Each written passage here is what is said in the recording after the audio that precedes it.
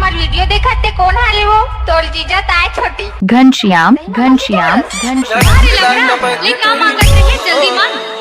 फूले फूले गाल के ना चुम्मा मांगा पागल हो इसका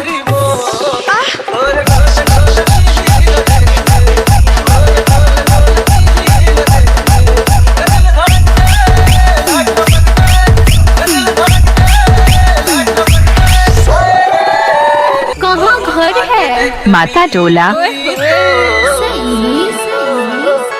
ये सुन अभी वाली बहू खाके देख टूरी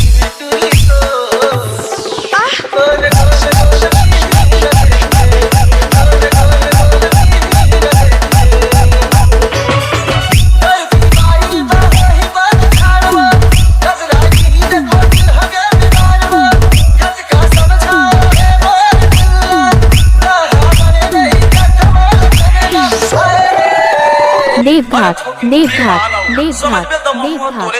कोने का कर आदमी टूरा कोने का कर आदमी अरे कहा ना राजहोदल पीही वाली आदमी कहे के मतलब ग्राहक घनश्याम घनश्याम घनश्याम। अच्छा एक बात बता भी वाली तो शादी हो गए हो नहीं होएगा मोरो नहीं होए हो बड़े लगे मोरे अब तो झरा बड़े लगे मोरे अब तो झरा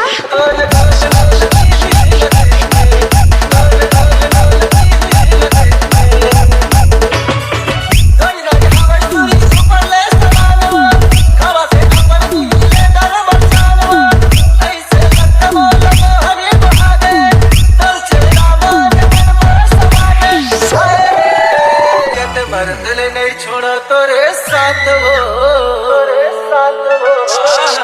अभी वाली एक बात कहो कहना टूरा पता ना अरे आई लव यू पागल आई लव यू अब तो टूट जाओ मेरा तो जल्दी छोड़ो अब तो टूट जाओ मेरा तो जल्दी छोड़ो